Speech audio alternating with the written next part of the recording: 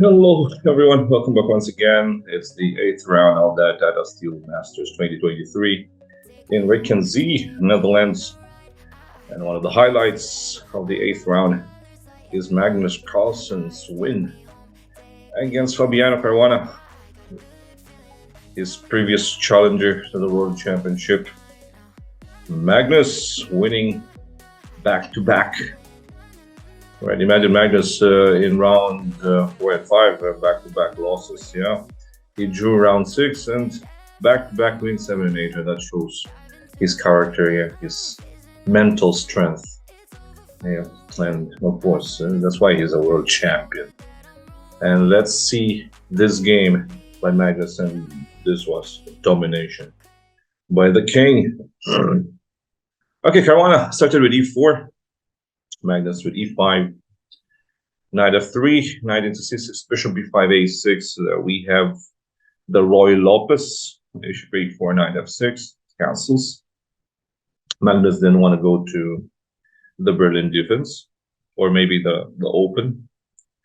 Okay, it could be the open Roy Lopez with b5, then bishop to b3 takes, and bishop e6. Right here, after castles, Magnus went for bishop e7. Normal Roy Lopez line. Rook into e1, b5, bishop into b3, castles, a4. The other day, Wesley played this against Vincent Kamer. b4, a5, d6 was played by Magnus. In the game by Wesley and Kamer, Kamer went for rook b8. Okay, then Wesley played d4 takes, e5, knight e8, knight h d4, rook b5, c5, queen d3, a5 takes, knight e2.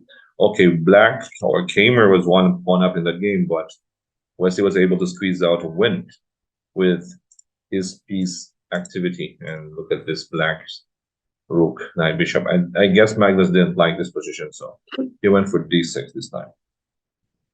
c3, I also, Caruana was coming off from marathon draw against Magsudgo. So he actually played this line where Wesley played just to reserve energy, you know. He didn't want to prepare other lines because he was so tired with that 100 moves marathon. 100 was at 106. So Magnus was taking advantage of the fact that Caruana was coming off from marathon. Okay, so rook b8, h3, h6. Typical. d4 takes, e takes d4, knight takes d4.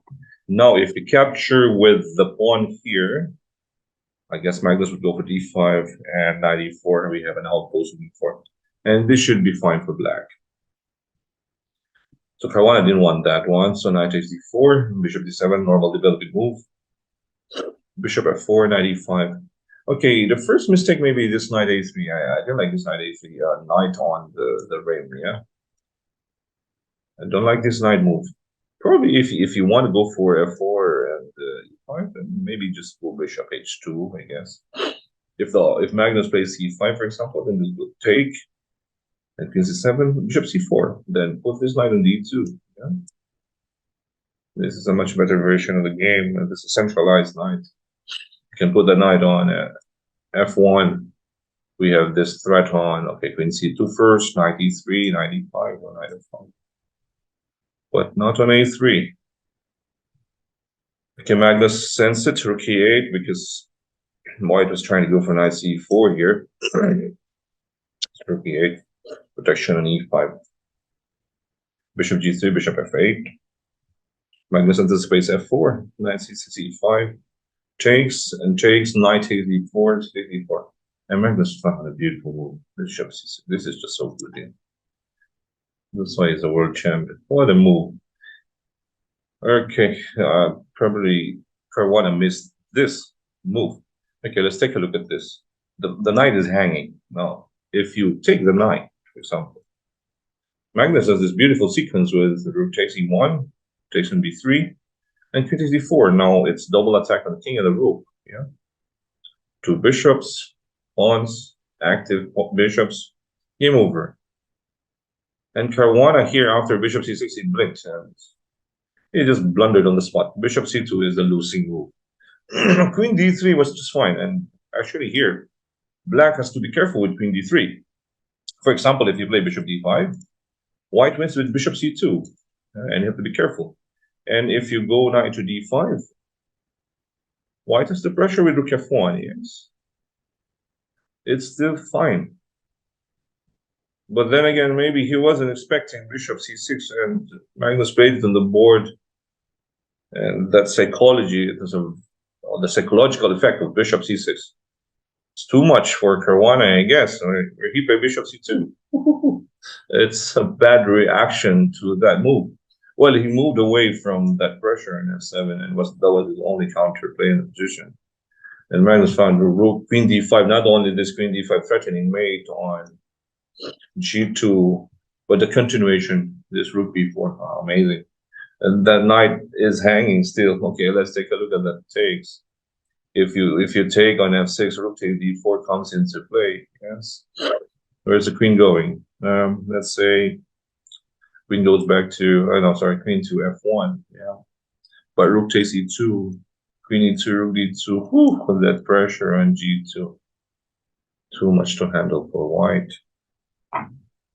The second rank, the g2 square. Rook b4, the coordination, rook, queen, and bishop.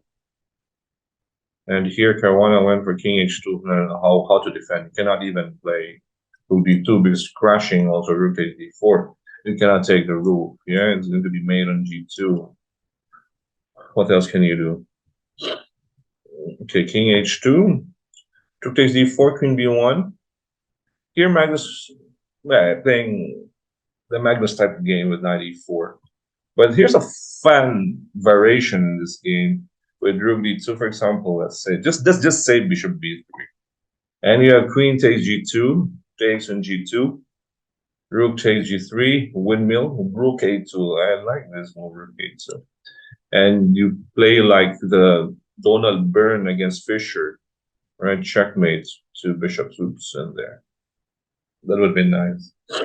Although Magnus probably didn't like rook d2 because here in this position, white can take on d2, queen takes d2, and queen f1. If you move your knight, then bishop d3. It's scary, okay, if take, although black can escape with this king g5. It's still fine, though. But Magnus was like, maybe I will miss something, yeah. Maybe there's h4 and some threats, although there's nothing. Okay. But he went to the simple one, rook takes. That's Magnus type of position. Bishop takes, and white is forced to exchange everything. Takes, and in the resulting endgame, you have this isolated pawn, another isolated pawn.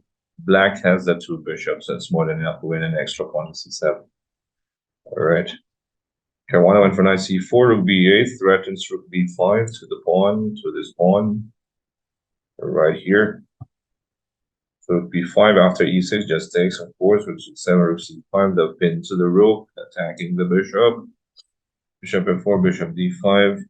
Caruana says, I'm done for the day. All right, you can go knight. Okay, knight here, knight e5, but here I can take the rook. Yeah, I can simply take the rook. I will simply take the rook and just bishop b4. Simplifying positions. Let's take the pawn. Yes, promote. Two bishops, two pawns. Okay, what a game by Magnus. What a comeback. Yeah, he lost back-to-back round 4 and 5, drew 6, now winning 7 and 8. That's the heart of a champion, yeah. That's why he's Magnus Carlsen. And not only that, he also beat Caruana, his former challenger. It's after the Caruana, after losing the world championship, he is really different. Playing Magnus is very hard for Caruana these days. Okay, so that was it. Magnus now with 4.5.